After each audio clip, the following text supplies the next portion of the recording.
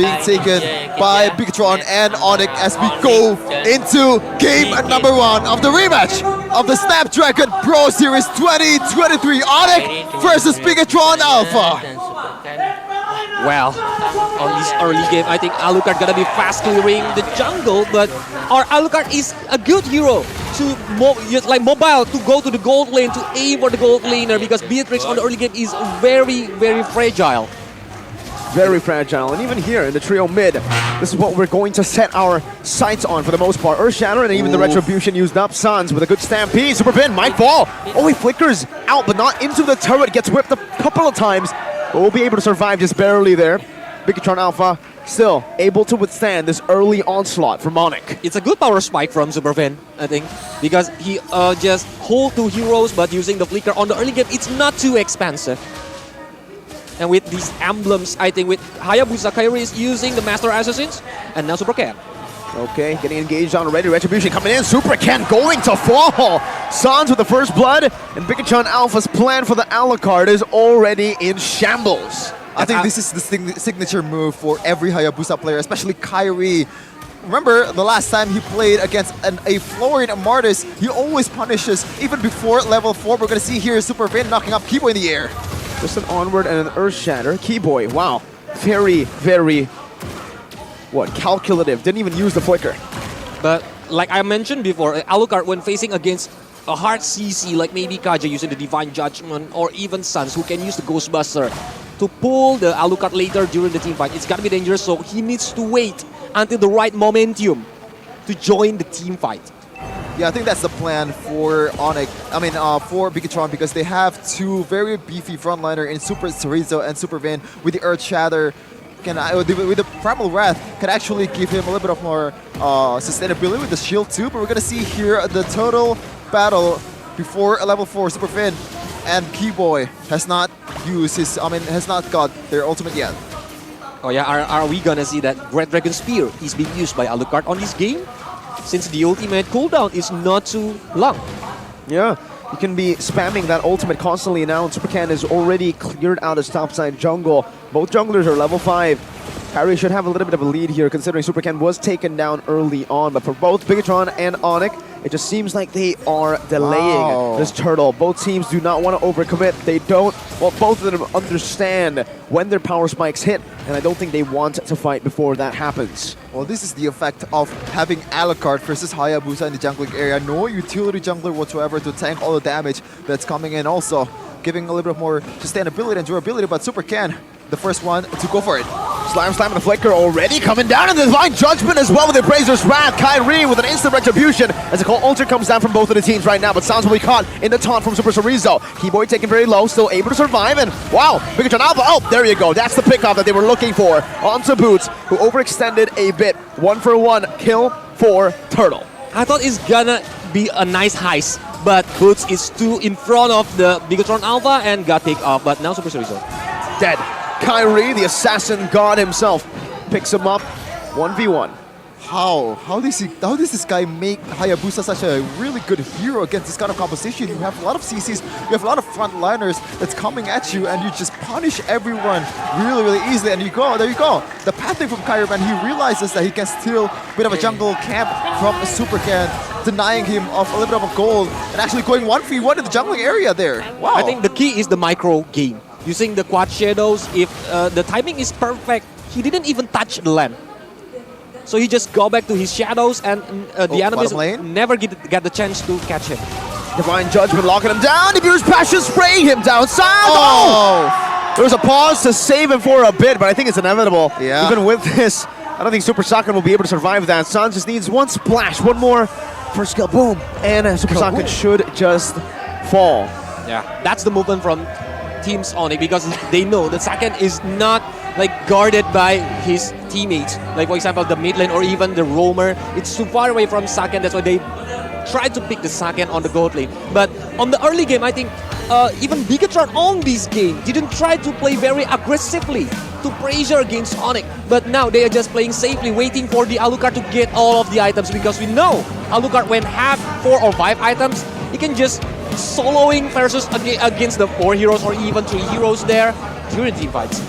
I think this is a recurring problem for Vin, especially even against JP and M4. You get right out pretty easily every time he's trying to go for an engage, or even not able to mirror the movement from Keyboy with his Kaja, and not just leaving Saken all alone to get bursted down by 3 people in the bottom lane. He has to be better in terms of reading this movement coming in from Keyboy, man. This is one of the vital game plan or a vital. Whoa!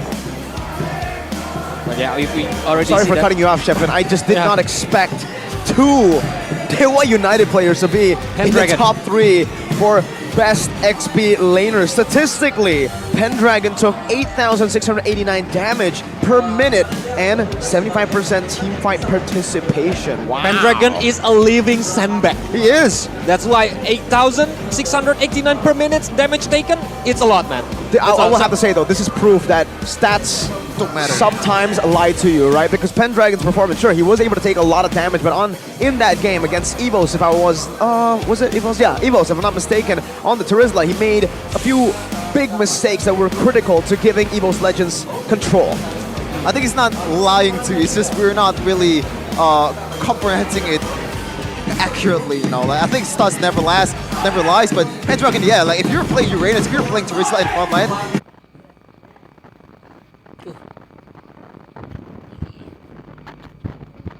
it makes sense for him to get this kind of damage taken per minute, but in the full context, he's not really playing his best EXP lane in week number 3.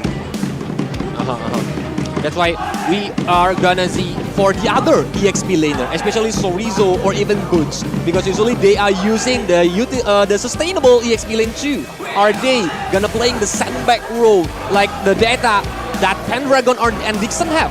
And we already see that Sorizo is there. Sorizo is on the statistic on the top 3. Kairi on Hayabusa. Remember, this is an assassin, so obviously this guy will fall off in the late game. We're gonna see here top 5 picked, number 3 picked heroes. Beatrix still stands on top with his variety of ways, to clear the lane, to steal damage and sustainability too. But in this case, in this week, she has not had a good week so far. And this is before the updates, right? That's why the Cloud is number 5. And we already see that the basic common emblem is getting nerfed by the regeneration. That's why it's gonna be hard to, if you are playing Cloud and using the basic common emblem, the regeneration of your mana is not as good as before. You need to maybe building some kind of demon shoes. You might have to do that. It gets a little bit tough when you don't have that mana to constantly be spamming your first skill to get the passive down, but I agree. I think Claude has kind of fallen in the new patch, but Beatrix, on the other hand, before the patch, a lot of wins. After the patch, just right after yesterday, we saw that Beatrix kind of struggled, 0% win rate, but today, Beatrix has been having a phenomenal time with high. So is it because Beatrix is no longer strong, or is it just situational? Do you need to have a good player on the Beatrix to make it work? I think it's more of an execution problem, or execution game plan that yesterday everyone versus Beatrix, they kind of overload Beatrix with a lot of threats, with a lot of long-range threats, and also CC. So you can't really get away with any kind of engage that the other team made, and that's why Watt has not been performing that well on that Beatrix Chatera too, which is known for his Beatrix. Just non-factor in a lot of games that they played in that hero. And don't forget, Shevin, one of Beatrix items are Hasclaw. And Hasclaw now is buffed with the Scarlet Phantom effect. That's why it might be good and make Beatrix stronger because it have the Frenzy effect. I think it's arguable whether it's buff or nerf for Hasclaw, because Beatrix does rely on that extra life steal before you're dead, before, when you have very little HP on your hand, that Hasclaw's passive is just gonna work wonders for you, especially if you're Beatrix, combined with that Wind of Nature. Sometimes you're just gonna, oh my god, how is this guy healing so fast? Like, every time that's what happened. Like, every outplay that we've seen in MPL ID, it's always like that. Even we see it on yesterday match when Watt having like regeneration to the Lava Scarab. Yeah, that was a phenomenal moment right there with Glue on top of him. Luke, I believe it was. It happens to Luke twice. Even yesterday, Van did the same thing, but on Lancelot, it was able to sustain from the jungle creep and then outplaying Luke. So Luke has just been receiving the short end of the stick in a lot of these skirmishes. But yes, thank you so much. Our dear Marshall will send us back to the game. And it should be Super Saiyan dying. Yeah. Yep. Wait, Super Ken as well. What? Uh-oh. What happened to Super Ken? What we miss? Because Super Ken, second, yeah, he's like getting picked up by Onic, and now Super Ken too. He's already 2 dead on 5 minutes of the game. And it's really dangerous because Alucard is a snowballing hero. If he get caught 2 times by the Onic, it's gotta be dangerous for Bigetron Alpha.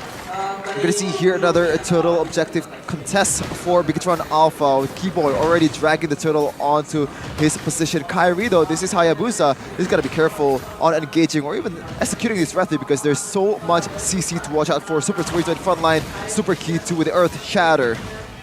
So playing around a turtle, none of the teams want to go for a full commit, and now Super Ken understands that he is way too behind against Kairi if he wants to try to 1v1 him. 2-0-1 versus 1-2-1. Bigetron still on this turtle, but it seems like Onic are setting their sights on a different lane. Look at Keyboy. They play the long game, Miracle. They don't want to hesitate to aim for the turtle now because like Super Ken is now too far. He is trying to targeting the orange buff, but they are regrouping.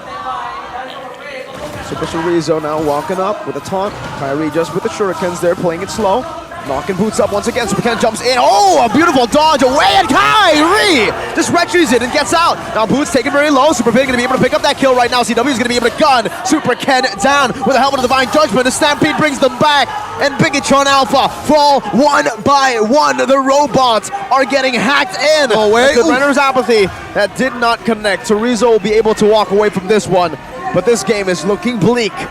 It's completely outclassed Miracle Coolius, and I would say the unsung MVP of that team fight just now was Boots with the, dragging down the turtle to the bottom of his side. Like, Keyboy just had the chance to rotate towards the bottom lane and gives a bit of pressure towards Super Saiyan, and then that's why CW was able to catch up into the turtle fight and wins out in both the turtle battle and also in the general killing department. That's a signature taunting move by Sans by do the recall things in front of Bigetron Alpha. But yeah, on the last moment that Bigetron Alpha got baited by Onic teams because they know that Kairi is already waiting patiently, waiting for the turtle to get like having a low health and then using the retribution, and now they set up for the team fights. Slam, pass into the Divine Judgment right now, and they just disengage. With all the resources used up by Bigetron Alpha, it has ended up with Onic getting a tier 2 down below. And indeed, this is certainly an outclass performance from Onic. Absolutely taking everything away from BTR. And we have the game pack by Grab. The last time Alucard was used in MPL ID Season 8, it had 5 picks with 3 users, Albert, Giza, and Saliboy, and had a win rate of 60%. Not bad. I would say for an Alucard, we always thought Alucard as a troll hero, especially in Epic or even Mythic. The higher ranks you go, the less you see Alucard in the rank game. But in this case, it's always situational, man. And I think Super Ken knows that this is his time to bring out the hero that has been buffed by Moonton. But so far, Kairi has been outclassing him in every kind of department. Jungling, pathing, just the macro rotation, the split pushes, the retribution especially is just Kairi all the way. Now he's 3 levels ahead of Super Ken. I think for Bigetron Alpha, they need to try to rely on plan B, which is get Saken up ahead. They're still going for it. 3-man Earth Shatter into the Appraiser's Wrath. Now, it's going to be a lot of AoE damage placed down by Super Saken. He's still holding on to the Inspire right now. Super Ken gets mounted up. Booth might be able to slay him here. But Super Ken gets out, but still, Sans with a splash. Picks up an Unstoppable as Chorizo gets out. Sans now suppressed. Divine Judgment, everything, and he survives! Gila Sans as Kairi jumps to the back and wipes them out. Double kill, and it's a 3 for 0. Holy moly, Kairi though, 4 of the members of Onic just wins out a 4v5 team fight without Kairi on the picture. But after that, Kairi just cleans up the scraps and they're just getting a free lord right away. This is just pure outclass. It's not just Kairi, but the whole team is just popping off. It's not just Kairi Esports right now. Because they already know it. Kairi just went and look at that. Even Super Ken got the birthday surprise by the Kaja, Keyboy, and the CW. That was a very, very depressing birthday surprise. If I got that as a birthday surprise, I'd be pretty pissed.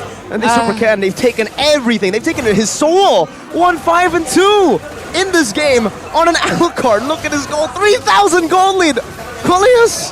Oh my god, that's a lot. It's over. 3,000 gold lead. Even Super Ken cannot do anything because he keeps aimed by the Onyx teams during the team fights, and now Bigetron Alpha, like the goal difference, it's 10k on 10 minutes, so it's 1,000 gold per minute difference. I mean, that's That's the a lot. usual Friday for Kairi, man. It's not just it's just any other game for Kairi right now. But so far, if you see just now, the gold lead for EXP lane was not so much because Brutes has been playing the micro game quite well, especially in the objective takes. He's always the one who dies in a team fight. But in terms of like kiting out the turtle towards his side and just giving it time for Onic to set up properly, he's been the MVP for Onic so far, I would say. Well, they are like don't want to hesitate to aim for the base of Bigetron Alpha now, even though like because they only having first deploy. But Conceal is being used by Keyboy, but they didn't want to pick off any of Bigetron Alpha heroes. Oh! Keyboy now with a divine judgment as well. CW picks up another. It's a double kill. Chorizo running for the hill scan, trying to use that vision wave, but in the back it's a crazy onslaught of damage from Kairi, and it's over. No way. 11 minutes in, CW picks up another.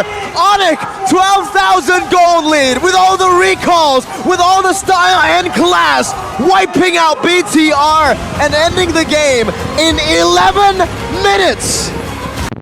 Saya dulu SD di Fakfak adalah SD yang